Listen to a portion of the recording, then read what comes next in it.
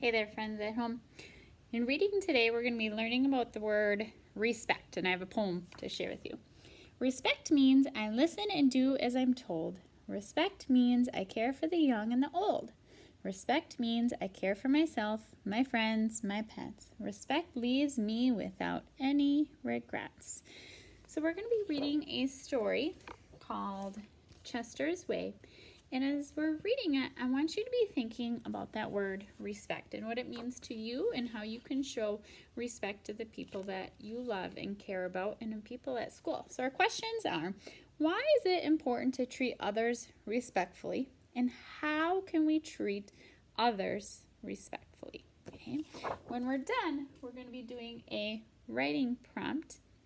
And you're going to be making a connection to the book with how you form friendships and what kind of friendships you have and how you show respect within the friends that you have. So it's called Chester's Way.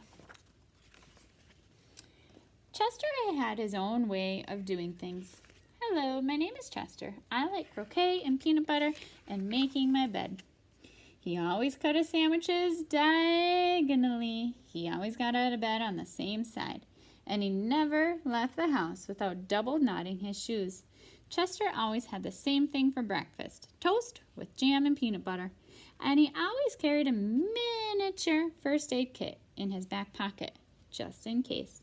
You definitely have a mind of your own, said Chester's mother. That's one way to put it, said Chester's father. Chester's best friend Wilson was exactly the same way. That's why they were best friends. Chester wouldn't play baseball unless Wilson played, and they never swung at the first pitch or slid head first. Wilson wouldn't ride his bike unless Chester wanted to, and they always used hand signals. If Chester was hungry, Wilson was too, but they rarely ate between meals. Some days I can't tell those two apart, said Wilson's mother. Me either, said Wilson's father. Chester and Wilson, Wilson and Chester. That's the way it was. They loved to go on picnics. Once when Wilson accidentally swallowed a watermelon seed and cried because he was afraid that a watermelon plant would grow inside him, Chester swallowed one too. Don't worry, said Chester. Now if you grow a watermelon plant, I'll grow one too. How are they showing respect to each other there?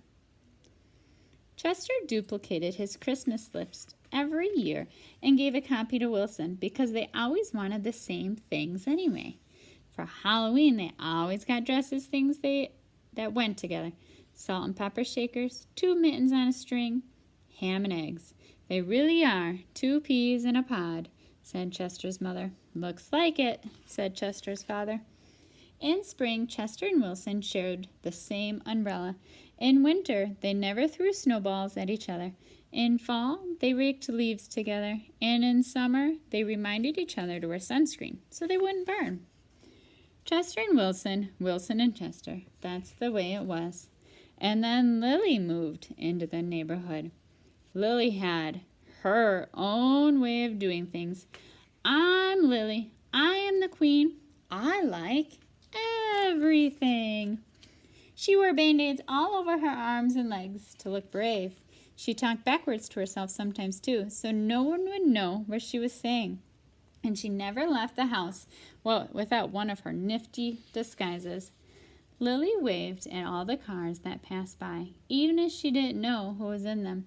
And she always carried a loaded squirt gun in her back pocket, just in case. She definitely has a mind of her own, said Chester. That's one way to put it, said Wilson. When Lily asked Chester and Wilson to play, they said they were busy. Oh, is that respect? When she called them up on the phone, they disguised their voices and said they weren't home. If Lily was walking on one side of the street, Chester and Wilson crossed to the other and hid. She's something else, said Chester. Looks like it, said Wilson. Are those words respectful and kind? One day, while Chester and Wilson were practicing their hand signals, some older boys rode by, popping wheelies. They circled Chester and Wilson and yelled personal remarks. If you look at Chester and Wilson's face, you can see how they are feeling. Then Chester and Wilson didn't know what to do. Just when they were about to give up hope, a fierce-looking cat with horrible fangs jumped out of the bushes and frightened the older boys away. Who is that? Are you who you think you are? Chester asked the cat. Of course, the cat replied. Thank you, said Chester. You're welcome, Chester, said Lily. Thank you, Lily, said Wilson. You're welcome, Wilson, said Lily. I'm glad you were wearing a disguise, said Chester. And I'm glad you had your squirt gun, said Wilson. I always do, said Lily. Just in case. You recognize Lily? Afterward, Chester invited Lily over for lunch. You have a muscle mouse cup, said Lily. Of course, said Chester. I do too, said Lily. Same here, said Wilson. Chester and Wilson cut their sandwiches diagonally. Lily asked Chester's mother if she had cookie cutters, and she made stars and flowers and bells. That's neat, said Chester. Wow, said Wilson. So sometimes people can do things differently. Chester and Wilson always cut their sandwiches diagonally. They cut them like this.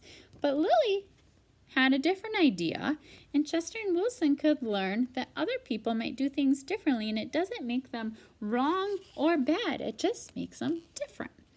That night, Lily invited Chester and Wilson to sleep over. You have a nightlight? Said Chester. Of course, said Lily. I do too, said Chester. Same here, said Wilson. Chester and Wilson wanted toast with jam and peanut butter for breakfast the next morning. Boring, said Lily. Try this instead. This is good, said Chester. Wow, said Wilson.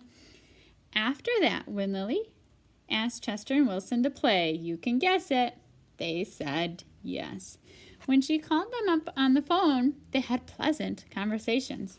And if Lily was talking on one side of the street, Chester and Wilson waved and ran to catch up with her. Chester and Wilson taught Lily hand signals, and she taught them how to pop wheelies. Lily taught Chester and Wilson how to talk backwards, and they taught her how to double knot her shoes. So friends can teach each other things. How cool. Some days I can't tell those three apart, said Lily's mother. Me either, said Lily's father. Chester and Wilson and Lily. Lily and Wilson and Chester. Say it with me. That's the way it was. For Halloween, they dressed as the three blind mice. For Christmas, Lily gave Chester and Wilson nifty disguises, and they gave her a box of multicolored shoelaces, extra long for double knotting. They loved to go on picnics when Chester and Wilson told Lily about